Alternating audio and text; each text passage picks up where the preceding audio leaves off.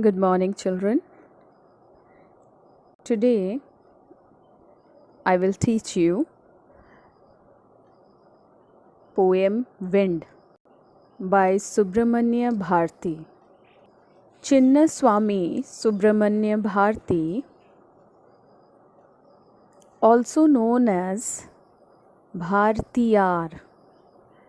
He was born on 11th December 1882 and died on 11th September 1921.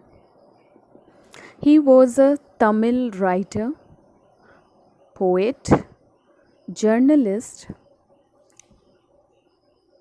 Indian independence activist, a social reformer, and a polyglot, popularly known as Mahakavi Bharati.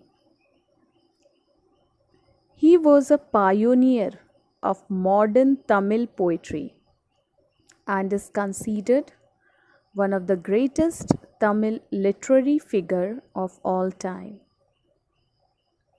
His numerous work include fiery songs kindling patriotism during the Indian independence movement. Now, children, let us come to the poem. Wind, come softly. Don't break the shutters of the windows. Don't scatter the papers. Don't throw down the books on the shelf. There, look what you did. You threw them all down. You tore the pages of the books. You brought rain again. You are very clever at poking fun at weaklings. Now, here, children, poking fun means making fun of something, and weaklings means a person who is weak. Now, in this poem, the poet is talking to the wind. He asks the wind to come softly. So, he is saying that the wind should not be very strong, loud. It should be soft and subtle. Then he says that the wind is very powerful. It is destructive. It breaks the shutters of windows and scatters the papers. When the wind is very powerful, all the books which are kept on the shelf fall down. So, here the poet is describing the power of the wind. Then he says to the wind, look at the destructions that he had done. Whenever there is a strong wind, all the things that are weak, like small plants, tiny children, etc., they all get scared and they can even fall and get hurt. We can see that in the initial part of the poem, the poet is referring to wind as a young child. He is saying that it should come softly, just like a small child does. In the latter part, we come to know that the wind is destructive, just like a youth, just like a young boy or young girl who is full of energy, violence, and destruction. Frail, crumbling houses, crumbling doors, crumbling rafters, crumbling wood, crumbling bodies, crumbling lives, crumbling hearts. Now, here, crumbling, everywhere you have got the word crumbling. Crumbling means falling or to cause something to break. Rafter Rafter means sloping beam which support the roof of the building. Here the word crumbling is repeated so many times to lay stress that everything crumbles in the face of a strong wind. So the writer is saying that when wind is very powerful, it is very strong. It leads to breakage of everything. Houses which are weak fall. Doors which are weak fall. The beam on which the roof of the building are supported, they also fall. All the wooden structures fall, all bodies of people fall. Animals, lives, hearts. So he is saying that everything crumbles, everything that is weak reacts by falling down and breaking in the face of adversity.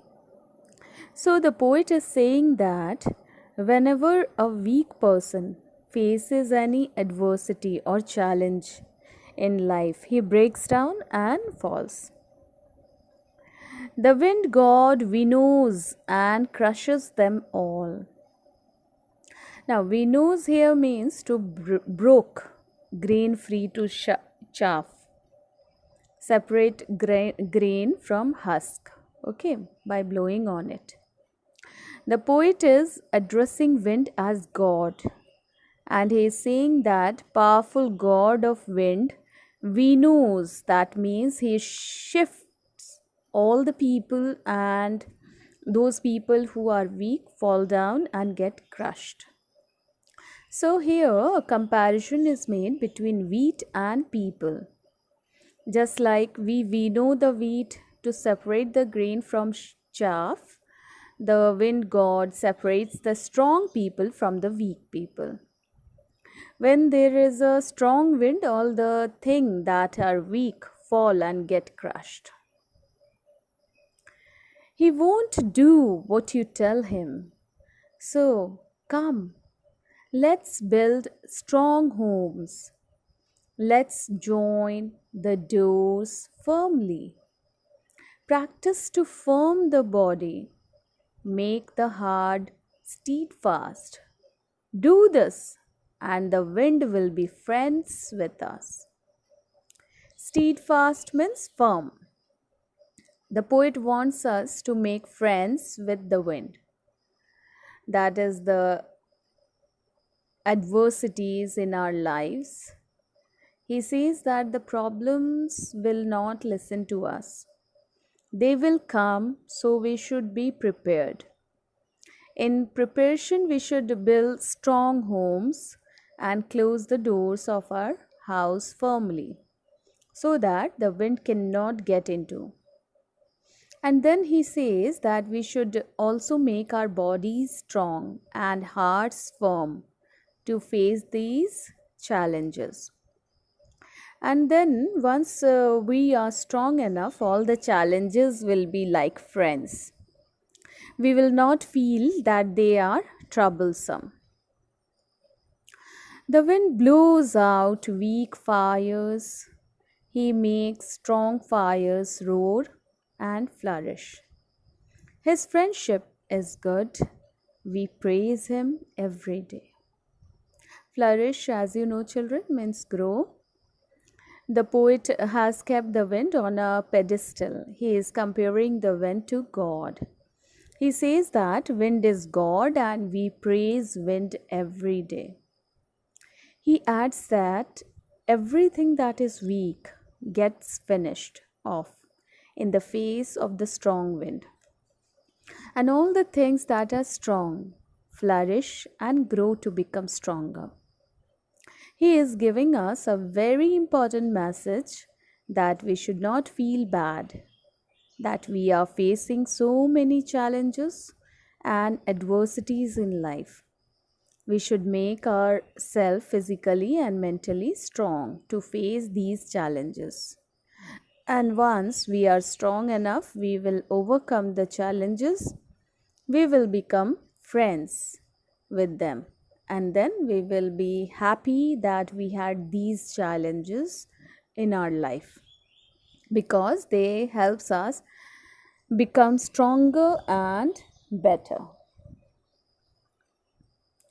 Now here let us discuss about the literary devices in the poem. The rhyme scheme of the poem is means the entire poem is written in free verse. There's no rhyme scheme in the poem.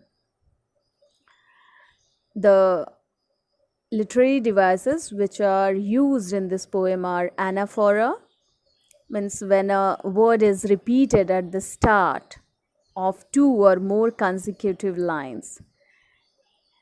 It is the device of anaphora. Suppose you see line number 2, 3 and 4 begin with don't, and line 6, 7 and 8 begins with you. This is anaphora. Next literary device is personification.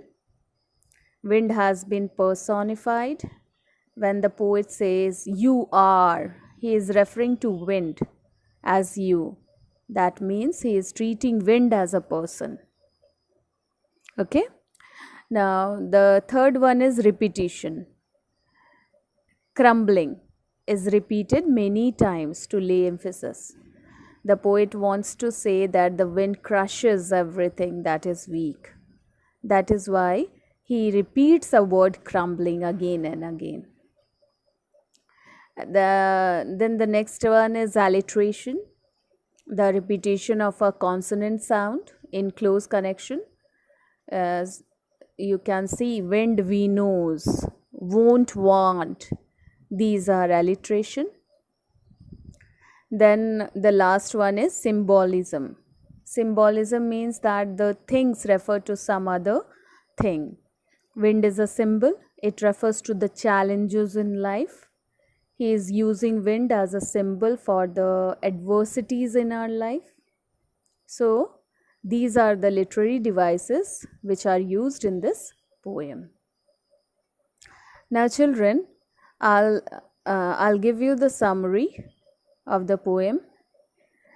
You will write the summary in your copy as well as the question answers given in your textbook. You will solve it, and if you have any problem, you can go through my explanation and solve the question answers. Thank you, children.